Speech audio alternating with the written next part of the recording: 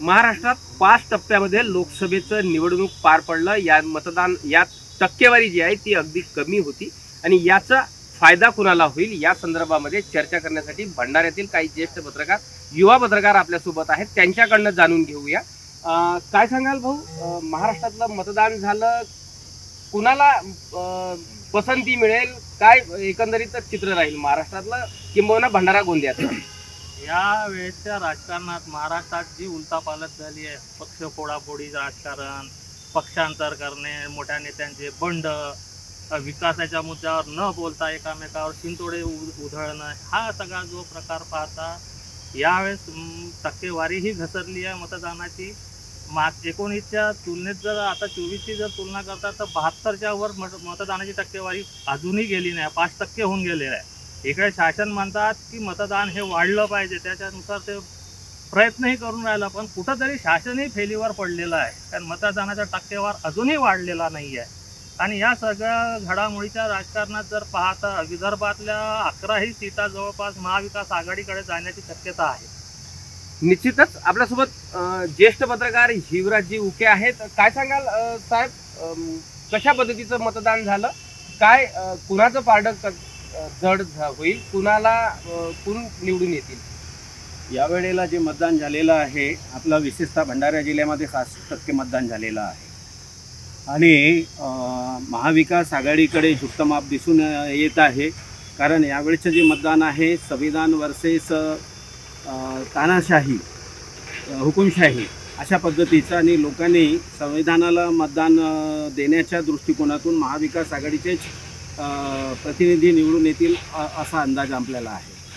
निश्चितच नदीम सर, काय सांगाल, कशा पद्धतीचं हे मतदान झालं आणि मतदानाची टक्केवारी कमी झाली, काय याला कोणाला लाभ कोणाला नुकसान? विशेषतः भंडारा गोंदिया लोकसभा क्षेत्राचा विचार केला तर आपण विधानसभा जे सेगमेंट आहेत त्यानुसार बघितलं तर जिथं अँटी इन्कम्बन्सी आहे, म्हणजे जिथं शासनाच्या विरोधात रोष आहे, या ठिकाणी मतदान जास्त झालेलं आहे। तर आपण एक असा निष्कर्ष काढू शकतो की लोकांनी शासनाच्या विरोधात येऊन मतदान केलेलं आहे, त्या ठिकाणी मतदान जास्त झालं आहे आणि निश्चितच शहरात कमी मतदान झालेलं आहे। संपूर्ण महाराष्ट्राचे चित्र तसंच आहे, शहरात कमी मतदान, ग्रामीण भागात जास्त मतदान।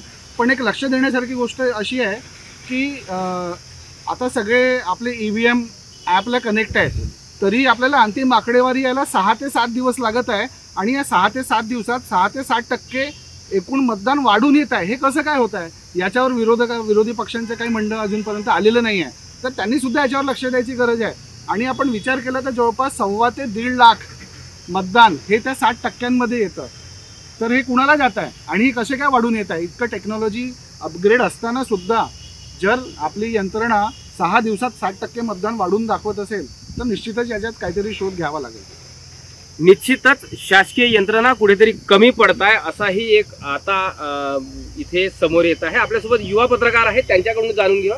काय सांगाल, कशा पद्धतीचं हे निवडणूक झालं, कोणाला फायदा होईल, कोणाचं नुकसान होईल? सर्वप्रथम तर यावेळेस परिवर्तन निश्चित होईल, कारण की जर आपण पहिल्या टप्प्यातलं जे आपल्या एकच आपण मतदानाचा जर आकडेवारी जर पाहिली, यानुसार जिल्हा प्रशासनाला परत त्या दृष्टिकोनातून असं वाटलं की कुठेतरी प्रशासन जनजागृतीसाठी मागं पडलेलं आहे। त्यानंतरही प्रशासनाकडून पाठपुरावा करण्यात आला की जनजागृती बरोबर होत नसल्यामुळे जे नंतरचं जे 5व्या टप्प्यातलं मतदान आहे तिथे तरी आकडेवारी वाढेल, परंतु ही आकडेवारी वाढलेली दिसून येत नाही। त्यामुळे या आकडेवारीहून असं दिसतं की परिवर्तन होईल, म्हणजे महाविकास आघाडी यावेळेस महाविकास आघाडीचा झेंडा कुठेतरी रोवल्या जाईल। याचं कारण जर पाहिलं, बेरोजगारीचा प्रश्न हा कुठेही बोलल्या गेलेला नाही, त्यामुळे तरुण वर्ग हा नाराज असल्याचा दिसून येतं।